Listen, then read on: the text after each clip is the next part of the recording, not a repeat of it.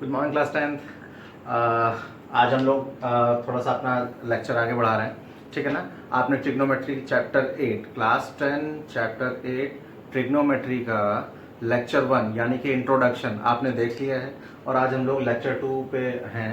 देखिए यहाँ पे हम लोग क्या करने वाले हैं, जो हम लोगों ने कुछ बेसिक पढ़ा है ना, इसका जो इंट्रोडक्शन में पढ़ा है उन्हीं पे बेस्ड कुछ क्वेश्चंस हैं, उनको हम स्टार्ट करते हैं और फिर आगे बहुत सारे क्वेश्चंस आएंगे, ठीक है ना। तो यहाँ पे कुछ बेसिक क्वेश्चन से हम लोग स्टार्ट करते हैं। सबसे पहले क्वेश्चन किस टाइप का आता है, देखिए आप ध्यान से। In a triangle A B C right angled at B, यानी कि यहां से हमें पता चल गया कि भाई जो भी ट्राइंगल की वो बात कर रहा है वो एक राइट ट्राइंगल है and right angled at B का मतलब कि बी पे 90 डिग्री है उसका, जो उस ट्राइंगल में 90 डिग्री है वो किस पे है, बी पे है। फिर इसके बाद में दिया हुआ है कि A B equals to 24 centimetre, 24 centimetre रख लेता हूं। B C equals to 7 centimetre, 7 centimetre रख लेता हूं, ठीक है ना। Determine sine A and cos A, यानी कि जो साइन ए ट्रिग्नोमेट्रिक रेशियो है आपको उसकी वैल्यू बतानी है और जो कॉस ए ट्रिग्नोमेट्रिक रेशियो है आपको उसकी वैल्यू बतानी है। थोड़ा सा एक बार ध्यान दीजिएगा, आपको मैंने बता दिया है, फिर से एक बार रिकैप कर दे रहा हूं बेटा। Sign A cos A tan A कितना कितना होता है ये, P upon H, B upon H और P अपॉन बी, ठीक है ना। मेनली आपके यही तीनों आते हैं और अगर मान लीजिए कि इनके अलावा आपका आ गया कौन सा, कॉट ए, सेक ए और कोसेक ए, तो कोई प्रॉब्लम वाली बात नहीं है। आप इसका रेसिप्रोकल करोगे यहां पहुंच जाओगे, यानी कि H अपॉन में P, यहाँ P अपॉन H था, यहाँ क्या हो गया H अपॉन P। आप इसका रेसिप्रोकल करोगे यहां पहुंच जाओगे, B अपॉन H है तो H अपॉन B, और सिमिलरली आप tan का रेसिप्रोकल करोगे तो cot पे पहुंच जाओगे। ये बातें आपने कल पढ़ी थी, मैंने एक बार रिकैप कर दी यहाँ पे। अब बेटा ध्यान दीजिए, आपको साइन ए और कॉस ए की जरूरत है। किसकी जरूरत है, साइन ए एंड कॉस ए। आपको पता है कि साइन ए की वैल्यू क्या होती है भाई, परपेंडिकुलर अपॉन हाइपोटेन्यूज, ठीक है ना। बहुत बच्चे हाइपोटेन्यूज बोलते हैं, नो डाउट, कोई दोनों सही है। साइन ए इक्वल परपेंडिकुलर अपॉन हाइपोटेन्यूज, तो आपको परपेंडिकुलर तो पता है, ठीक है ना। परपेंडिकुलर ये भी हो सकता है, ये भी हो सकता है, अभी हम एंगल के हिसाब से अलग चेक करने लगे, ठीक है ना। तो परपेंडिकुलर तो पता है, लेकिन आपको हाइपोटेन्यूज नहीं पता, आपको हाइपोटेन्यूज नहीं पता। तो वही अगर आ जाए तो हमारा काम बन जाएगा, ठीक है ना। यही प्रॉब्लम हमारे साथ कॉस में भी आने वाली है। कॉस होता है b अपॉन एच, यहां भी हमें h की जरूरत पड़ेगी, पर वो हमारे पास है नहीं। तो हम क्या करें भाई, जो अगर अब जो प्रॉब्लम है सबसे पहले उसको प्रॉब्लम को ही हम लोग दूर कर लेते हैं, यानी कि हमारे पास हाइपोटेन्यूज नहीं है तो हम पहले हाइपोटेन्यूज ही फाइंड कर लेते हैं। आपने सुना होगा पाइथागोरस थ्योरम के बारे में, in right triangle A B C. Pythagoras theorem याद होगा शायद सबको। चलिए, पाइथागोरस थ्योरम में क्या होता है, P square plus B square equals to H square, ये होता है पाइथागोरस थ्योरम, यानी कि perpendicular square plus base square equals to hypotenuse square. तो आइए यहां पे हम इस ट्राइंगल में लगाते हैं, क्या हो जाएगा देखिए ध्यान से, A B square plus B C square equals to A C square. यहां तक शायद कोई डाउट नहीं होगा। ए बी की वैल्यू कितनी है, ए बी की वैल्यू है 24 सेंटीमीटर, 24 सेंटीमीटर, तो ये 24 का स्क्वायर हो गया। BC की वैल्यू कितनी है भाई, 7, 7 का स्क्वायर हो गया इक्वल्स टू AC स्क्वायर। आप स्क्वायर करोगे ना तो आप देखोगे कि 24 का स्क्वायर कितना आएगा, 576, इसका आएगा 49 इक्वल्स टू AC स्क्वायर। आप बेटा इन दोनों को ऐड करोगे ना जब, तो आप देखोगे AC स्क्वायर इक्वल्स टू आ जाएगा 625, 625। और AC जब स्क्वायर ट्रांसपोज होता है, स्क्वायर जब ट्रांसपोज होता है तो क्या बन जाता है, अंडर रूट बन जाता है। क्या बन जाता है बेटा, अंडर रूट। एक्चुअली हम लोग ट्रांसपोज नहीं करते हैं, दोनों साइड स्क्वायर रूट लगाते हैं। तो होता क्या है, इधर का स्क्वायर और स्क्वायर रूट कैंसिल हो जाता है और इधर स्क्वायर रूट आ जाता है, तो हम लोग को ऐसा लगता है कि स्क्वायर उधर चला गया और रूट बन गया, ठीक है ना। अब इसको आप करोगे तो आएगा 25, ठीक है ना। कितना आएगा ये, 25। चलिए आपको हाइपोटेन्यूज मिल गया कितना बेटा, 25 सेंटीमीटर, यहाँ तो कोई प्रॉब्लम नहीं होगी शायद। चलिए हम आगे बढ़ते हैं। यहाँ पे क्या है, अब हाइपोटेन्यूज आ गया है। नाउ मैं थोड़ा सा यहाँ बता देता हूँ, राइट साइड में जगह है अपने पास। नाउ हमको क्या चाहिए था भाई, साइन ए चाहिए था, निकाल लीजिए sine A equals to P upon H. अब ध्यान देना बेटा, अब एक बात आप ध्यान देना, मैंने कहा था परपेंडिकुलर हमेशा एंगल के हिसाब से देखना है। परपेंडिकुलर जो है हमेशा एंगल के हिसाब से, एंगल के सामने वाली साइड ही परपेंडिकुलर बनती है। तो यहाँ पे हम किस एंगल की बात कर रहे हैं, एंगल ए की बात कर रहे हैं। तो एंगल ए के सामने कौन सा साइड पड़ेगा, देखिए आप बीसी पड़ेगा ना, तो क्या हो जाएगा बीसी अपॉन में AC, डेट इज 7/25। कोई डाउट, 7/25। सिमिलरली आपका cos A कितना हो जाएगा, cos A B upon H। अब एंगल A के लिए बेस कौन सा है, बेस, एंगल A के लिए बेस है AB, ठीक है ना, AB अपॉन में AC, डेट इज 24/25। ध्यान रखिएगा ये रेशियो है, इसलिए इसकी कोई यूनिट नहीं होगी, किसी भी रेशियो में कभी यूनिट नहीं होती, ये आप ध्यान रखिएगा, ठीक है ना। नोट कर लीजिए, पॉज करके नोट कर लीजिए या फिर स्क्रीनशॉट ले लीजिए, फिर हम लोग आगे बढ़ते हैं।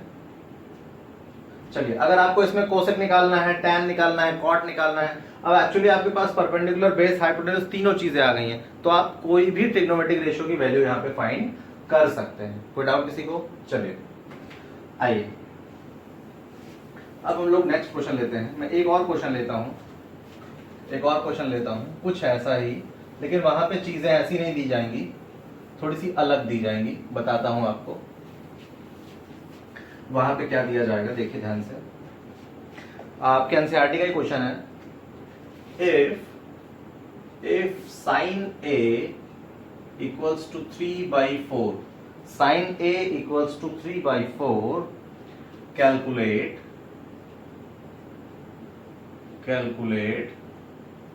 cos A and tan A। अगर साइन A की वैल्यू 3/4 दी गई है, तो आपको cos A और tan A बताना है। चलिए समझिएगा ध्यान से, ऐसा कभी भी क्वेश्चन आएगा हम एक राइट ट्रायंगल बना लेंगे। क्या बना लेंगे बेटा, राइट ट्रायंगल, क्योंकि जब तक हम राइट ट्रायंगल नहीं बना रहे हैं हम यहाँ पे अभी ट्रिग्नोमेट्रिक रेशियो की बात ही नहीं कर सकते, तो हमने एक राइट ट्रायंगल बना लिया, ठीक है ना, ABC। कोशिश किया करिए कि जो आपको जिस एंगल की आप बात कर रहे हैं वो एंगल आप नीचे ले लो तो ज्यादा अच्छा रहता है, क्योंकि इससे क्लियर रहता है कि भैया बेस नीचे है, परपेंडिकुलर सामने, हाइपोटेन्यूज इधर, ठीक है ना, इससे क्लियर हो जाता है। तो आइए देखिए, समझिए ध्यान से। Since we know that sin theta equals to P upon H, क्योंकि हमें पता है कि साइन थीटा कितना होता है भाई, P अपॉन H होता है। अब देखिए तो क्या हो जाएगा यहां से, sine A equals to to 3/4 दिया हुआ है ना, साइन A इक्वल्स टू 3/4 दिया गया है। अब बताओ यहाँ पे साइन A कितना होगा, साइन A फॉर्मूले से PBH में जो फॉर्मूला होता है, साइन A का यहाँ पे क्या होगा, परपेंडिकुलर अपॉन हाइपोटेन्यूज होता है ना। यहाँ पे एंगल A के लिए परपेंडिकुलर हमारा BC बन जाएगा, एंगल A के लिए परपेंडिकुलर BC बन जाएगा, तो यहाँ पे हो जाएगा BC अपॉन में AC, perpendicular upon hypotenuse equals to 3/4। यहाँ तक कोई प्रॉब्लम नहीं होनी चाहिए। चलिए अब बेटा जब भी कभी ऐसी कंडीशन आती है ना, आपको याद है जब भी कभी क्वेश्चन आपको दिया जाता था ऐसे, ये 3:4 रेशियो में है, तो आप क्या करते थे, इसको आप 3x मान लेते थे, इसको 4x मान लेते थे, करते थे ना ऐसा क्यों होता है मैं बता देता हूं। जैसे मान लीजिए किसी एक बच्चे के पास 50 रुपए है और एक बच्चे के पास 100 रुपए है ना, कोई आदमी आया, उसको वहां खड़े किसी आदमी ने बताया कि भाई इन दोनों लोग के पास जो पैसे हैं वो 1:2 रेशियो में है। तो अब वो तीसरा आदमी जब तक कि देखेगा नहीं, वो जान नहीं पाएगा ना भाई कि इनके पास 50 है, इनके पास 100 है। उसको ऐसा भी लग सकता है कि इनके पास 10 रुपए हो सकते हैं तो इनके पास 20 रुपए हो सकते हैं, क्योंकि यहां भी रेशियो 1:2 है। उसको ऐसा लग सकता है कि इसके पास 100 रुपए हैं, इसके पास 200 रुपए हैं, क्योंकि यहां भी रेशियो 1:2 है। तो इससे होगा क्या, कभी भी रेशियो को हम एग्जैक्ट वैल्यू नहीं मान सकते, है ना। जो रेशियो होता है उसे हम एग्जैक्ट वैल्यू नहीं मान सकते, तो इसीलिए हम क्या करते हैं, जैसे मान लीजिए जो 50/100 की बात अभी मैंने की, इसको हम लोग क्या लिखेंगे, 1/2 इंटू 50/50, है ना बेटा। 1/2 इंटू 50/50, देखो ऊपर का हो जाएगा 50, नीचे का होगा 100। तो इसी को हम लोग यही जो 50/50 है ना, इसी की जगह पे हम लोग x लगा देते हैं, क्योंकि हमें पता तो रहता नहीं है पहले से। तो हम लोग क्या करेंगे यहाँ पे बेटा, यहाँ पे हम लोग BC को मान लेंगे कि BC जो है हमारा, BC हमारा जो है वो 3x है, एंड AC को हम क्या मान लेंगे, 4x मान लेंगे। कोई डाउट यहाँ तक? चलिए, now in right triangle ABC, देखो भाई सारी प्रॉब्लम किस वजह से है, क्योंकि हमसे पूछा गया है कॉस, और कॉस में आएगा हाइपोटेन्यूज, और हमारे पास हाइपोटेन्यूज नहीं है, हमारे पास हाइपोटेन्यूज नहीं है, तो इसलिए हम क्या कर रहे हैं कि हम लोग हाइपोटेन्यूज निकालने की कोशिश करेंगे। चलिए देखिए क्या होगा, समझिए।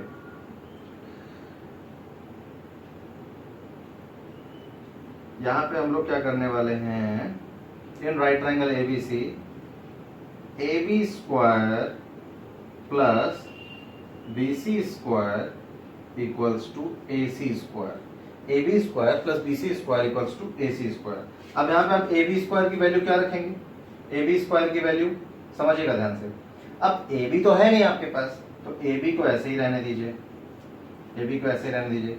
BC की वैल्यू क्या है, BC की वैल्यू देखिए, BC की वैल्यू 3x है ना, तो BC की वैल्यू 3x रख देते हैं।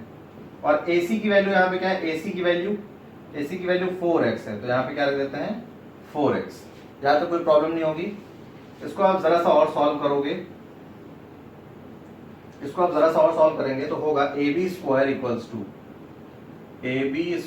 इक्वल्स टू, इसका स्क्वायर करोगे तो क्या बन जाएगा, 3 3 जा 9x स्क्वायर, इसका स्क्वायर करोगे तो सॉरी गलती हो गई, प्लस और इक्वल्स टू, इसका स्क्वायर करोगे तो कितना बनेगा 16x स्क्वायर, कितना बन जाएगा बेटा 16x स्क्वायर। हम पाइथागोरस सिर्फ इसलिए लगा रहे हैं क्योंकि हमें ये पता लगाना है, ये हमें पता है, ये हमें पता है, हमें AB नहीं पता है, सिर्फ AB पता लगाने के लिए हम कर रहे हैं, ठीक है। चलिए, क्योंकि कॉस में हमें बेस की जरूरत पड़ेगी, तो इसलिए हम बेस निकाल रहे हैं। तो AB स्क्वायर इक्वल्स टू, अगर आप ट्रांसपोज करोगे 9 जाके माइनस होगा तो 7x स्क्वायर बचेगा, ठीक है ना। अब यहां पे क्या होगा, AB square equals to, sorry square जब ट्रांसपोज हो जाएगा तो √7x हो जाएगा, ये आ गया आपका AB। यहां तक कोई प्रॉब्लम नहीं होगी, तो ये हो गया आपका √7x, ठीक है ना बेटा। अब हम अपना काम कर सकते हैं, अब हम कोई भी ट्रिग्नोमेट्रिक रेशियो की वैल्यू निकाल सकते हैं, तो चलिए निकाल लेते हैं।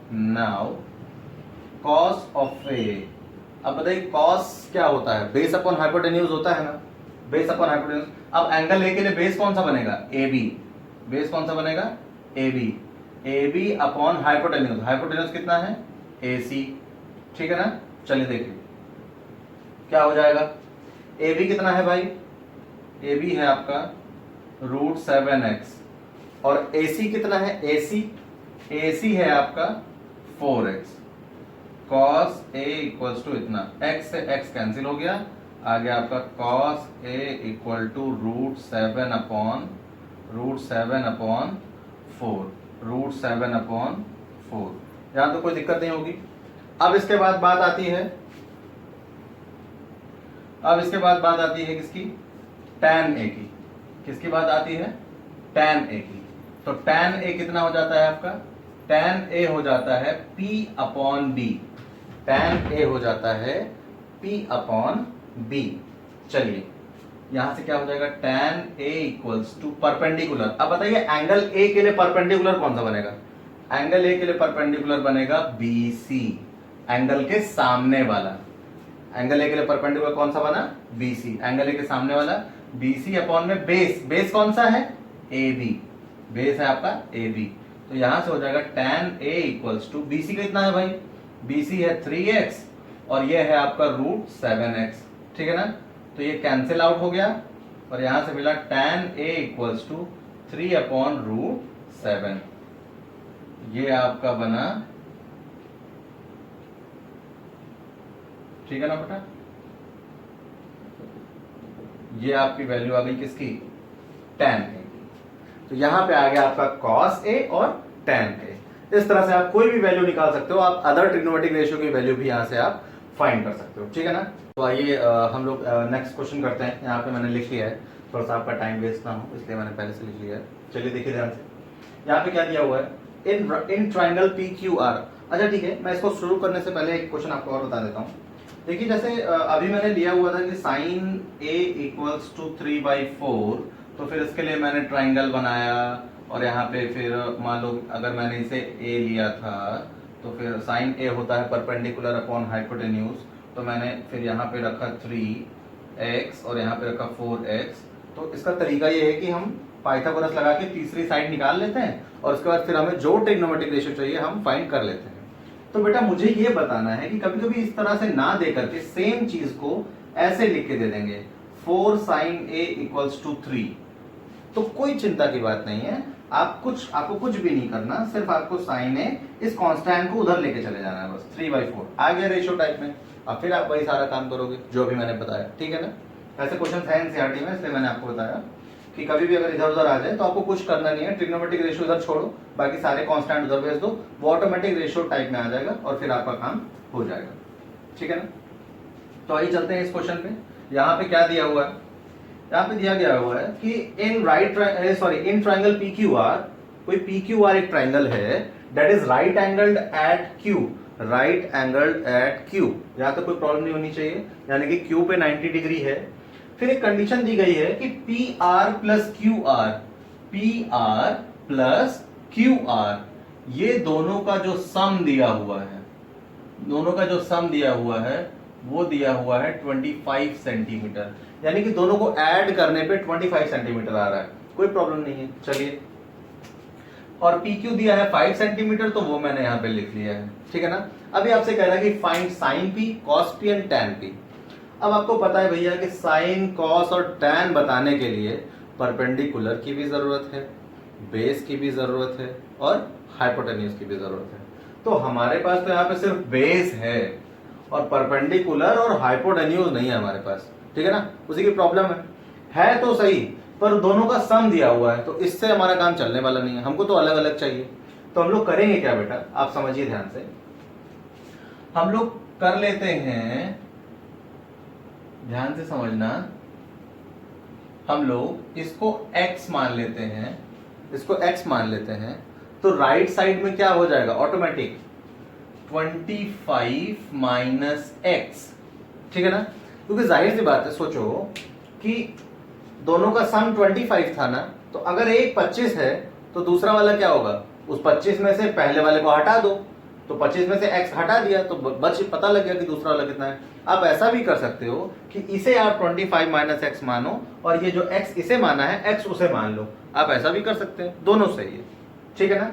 अब आइए अब आपको पता ही क्या करना होगा।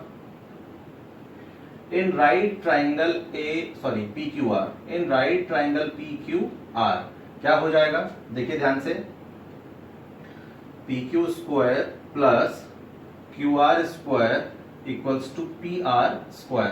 बेटा मैं लास्ट क्वेश्चन में थोड़ा सा भूल गया था, आप लोग लिख लीजिएगा, बाय पाइथागोरस थ्योरम, रीजन जरूर दिया करिए, हर बात का रीजन जरूर लिखा करिए, इसका बहुत पॉजिटिव इफेक्ट पड़ता है, और कभी कभी नहीं लिखने पे नंबर भी कट जाते हैं।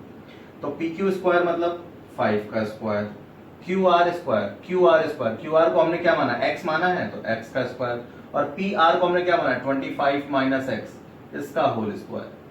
यहां तो कोई प्रॉब्लम नहीं है, perpendicular square plus base square equals to hypotenuse square. चलिए, 25 प्लस x² को क्या करोगे, ये तो ऐसे ही रहेगा राइट साइड में, यहाँ पे a - b का होल स्क्वायर का फॉर्मूला लगेगा, तो वो क्या होता है, a² यानी 25 का स्क्वायर कितना हो जाएगा, 625, प्लस b² यानी कि x² और -2ab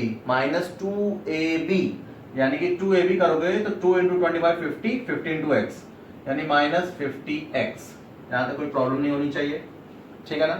चलिए अभी आप देखोगे कि एक्स स्क्वायर से एक्स स्क्वायर कट जाएगा, ठीक है ना। आप कभी भी काटना नहीं, आप ये ध्यान रखो, आप ऐसे लेफ्ट साइड और राइट साइड की चीजों को आप नहीं काट सकते हैं, तो आपको ट्रांसपोज करना पड़ेगा। समझिए ध्यान से, इस 50x को मैं इधर बुला लेता हूं क्योंकि हमें x की वैल्यू ही चाहिए, एक्स स्क्वायर तो कटने वाला है, तो 50x को इधर बुला लिया और इन दोनों लोग को उधर भेज देता हूं। तो 625 प्लस एक्स स्क्वायर, और ये जाएगा तो -25 और ये जाएगा तो -x स्क्वायर। यहां तक कोई प्रॉब्लम नहीं होनी चाहिए। तो अब ये दोनों कट जाएंगे। 625 में से 25 चलेगा, कितना बचा 600 इक्वल्स टू 50x। यहां से 50 जाके डिवाइड कर देगा, 50 से डिवाइड कर दोगे आप 600 अपॉन में 50, तो आप देखोगे कि x इक्वल टू क्या आ गया बेटा 12। अब x इक्वल टू 12 आ गया ना, तो उसका क्या मतलब हो गया, देयरफॉर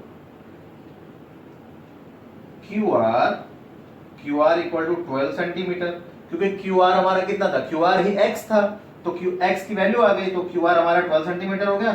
और PR कितना हो जाएगा, PR 25 minus 12 equals to 13 centimetre, ठीक है ना। ये हमारा क्या आ गया, PR आ गया। यहाँ तो कोई प्रॉब्लम नहीं होनी चाहिए। अगर आपको हल्का सा भी डाउट हो रहा है तो आप रिवाइंड करके देख लीजिए, ठीक है ना। डाउट लेके आगे मत बढ़ा करिए कभी भी। चलिए अब यहां से क्या होगा, अब आप चाहे जो ट्रिग्नोमेट्रिक रेशियो निकाल लीजिए, क्योंकि आपको तीनों चीजें पता चल गई हैं। नाउ देखिए ये कितना आ गया है, मैं ब्रैकेट में लिख लेता हूं 12 सेंटीमीटर और ये कितना है 13 सेंटीमीटर। अब देखिए साइन पी निकालना है आपको, साइन पी कितना होता है बताइए, परपेंडिकुलर अपॉन हाइपोटेन्यूज ना।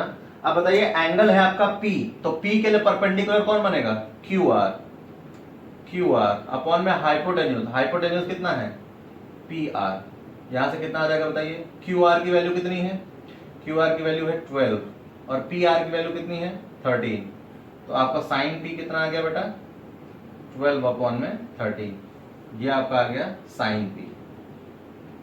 इसके बाद आपका कॉस P निकालते हैं। कॉस P कितना होता है, बेस अपॉन हाइपोटेन्यूज होता है ना, तो बेस कितना है PQ अपॉन हाइपोटेन्यूज कितना हो जाएगा PR। अब PQ कितना है 5 और ये है 13, तो आपका यहां से क्या मिल जाएगा, cos P कितना मिल गया आपका 5 अपॉन में 13। यहां तक कोई प्रॉब्लम नहीं होनी चाहिए। अब हम लोग tan निकाल लेते हैं। tan होता है P अपॉन B, यानी कि QR अपॉन PQ। आपको मैं फिर से बता देता हूं, एंगल P ले रहे हैं, इसलिए एंगल के सामने वाली साइड परपेंडिकुलर है और एंगल के साथ में जो लगी है वो बेस है। ये मैं फिर से बता दे रहा हूं, बच्चे अक्सर कंफ्यूज हो जाते हैं। QR बोले तो 12 और PQ बोले तो 5, यानी कि tan P इक्वल टू कितना आ गया बेटा 12 अपॉन 5। ये हो गया हमारा आंसर। और भी ट्रिग्नोमेट्रिक रेशियो निकालना है आप निकाल लीजिए, कोई दिक्कत नहीं है, ठीक है ना। देखिए आप एक बात ध्यान दीजिए, जब भी हम एग्जाम की कॉपी लिखेंगे हम ऐसे ही सबको स्क्वायर ब्रैकेट में कर देंगे, ठीक है ना। ऐसे ही हम सबको स्क्वायर ब्रैकेट में कर देंगे, जो भी हमारा आंसर आता है ना, इससे बहुत पॉजिटिव इफेक्ट पड़ता है और आपको नंबर भी बहुत अच्छे मिल जाएंगे, ठीक है ना। नोट कर लीजिए, किसी को भी प्रॉब्लम हो रही है आप फिर से रिवाइंड करके देखिए। अगर आपको एनसीईआरटी चैप्टर का कोई भी क्वेश्चन चाहिए तो आप कमेंट बॉक्स में वो एक्सरसाइज नंबर और क्वेश्चन नंबर जरूर लिख दीजिए। मैं नेक्स्ट वीडियो में पूरी कोशिश करूंगा कि वो क्वेश्चन भी ले लूं, ठीक है ना। चलिए फिर नोट कर लीजिए, और इसके जस्ट बाद मैं एक वीडियो और 2 वीडियो कंटिन्यूअस डाल रहा हूं, आप इसको देखिए और उसके जस्ट बाद आप ट्रिग्नोमेट्रिक वैल्यूज की वीडियो में डालने वाला हूं, आप उसको देखिए वहां पे कि जो ट्रिग्नोमेट्रिक रेशियो है ना, ये अलग अलग एंगल पे इनकी अलग अलग वैल्यूज कैसे आती हैं, कैसे फाइंड की जाती हैं, ये मैं बताऊंगा उस वीडियो में। तो अभी आप इसको नोट कर लीजिए, फिर हम लोग अगले वीडियो में मिलते हैं, ठीक है ना बेटा। Thank you.